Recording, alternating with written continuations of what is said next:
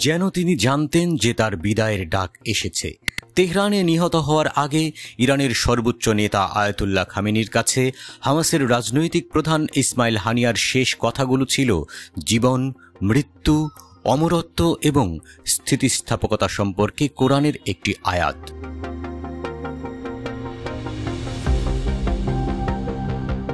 হানিয়া আরবিতে বলেন, আল্লাহ জীবন দান করেন এবং মৃত্যু ঘটান, আর আল্লাহ সকল কর্ম সম্পর্কে অবগত।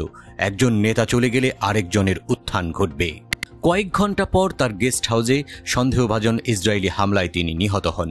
হানিয়া খামেনিকে সম্বোধন করার সময় টেলিভিশনে সম্প্রচারিত ওই মন্তব্যটি গভীরভাবে ধারণ করা ইসলামিক বিশ্বাসকে প্রতিফলিত করে, যা তার জীবন ও ইসরায়েলের সাথে ফিলিস্তিনিদের সংঘাতের প্রতি দৃষ্টিভঙ্গি তৈরি করে।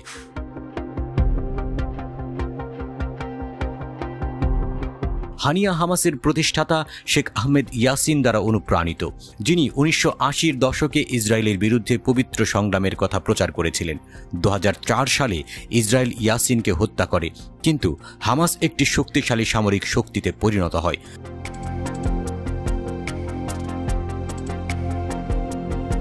1994 সালে গাজায় রয়টার্সের একটি সাক্ষাৎকারে হানিয়া বলেছিলেন, ইয়াসিন তাদের শিখিয়েছিলেন যে ফিলিস্তিনিরা শুধুমাত্র অস্ত্র এবং তাদের সংগ্রামের মাধ্যমে তাদের অধিকৃত মাতৃভূমি পুনরুদ্ধার করতে পারে। ফিলিস্তিন দখলে থাকা অবস্থায় কোনো মুসলমানের তার বিছানায় মৃত্যুবরণ করা উচিত নয়। হানিয়া জানিয়েছিলেন তিনি শেখ ইয়াসিনের কাছ থেকে শিখেছেন ইসলামের প্রতি ভালোবাসা, ইসলামের জন্য আত্মত্যাগ এবং অত্যাচারী ও স্বৈরাচারীদের কাছে নত যেন না হওয়া।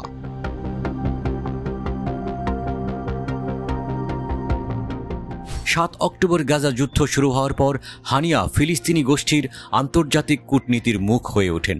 তার 3 ছেলে হাজেম, আমির, মুহাম্মদ এবং 4 নাতি এপ্রিলে ইসরায়েলি বিমান হামলায় নিহত হয়েছিল। গাজা যুদ্ধে হানিয়ার পরিবারের অন্তত 60 জন সদস্য নিহত হন।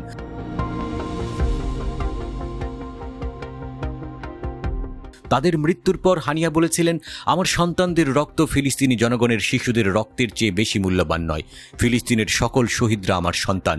শহীদদের রক্ত, আহতদের বেদনার মধ্য দিয়ে আমরা আশা জাগাই, আমরা ভবিষ্যৎ তৈরি করি, আমরা আমাদের মানুষের জন্য স্বাধীনতা ও স্বাধীনতা তৈরি করি।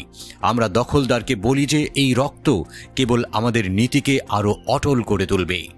হানিয়া গত 2 দশকে ইসরায়েলের হাতে নিহত 3য় হামাস নেতা।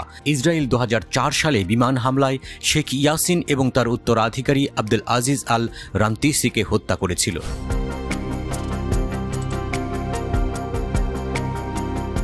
কাতার ইউনিভার্সিটি ফিলিস্তিন গবেষক বিশেষজ্ঞ আদিব জিয়াদেহ বলেন, হামাস একটি মতাদর্শ এবং হানিয়াকে হত্যা করলে দলটি শেষ হয়ে যাবে না বা আত্মসমর্পণ করবে না। জিয়াদেহ বলেন, যখনই হামাস একজন নেতাকে হারিয়েছে, অন্য একজন নেতা এসেছেন।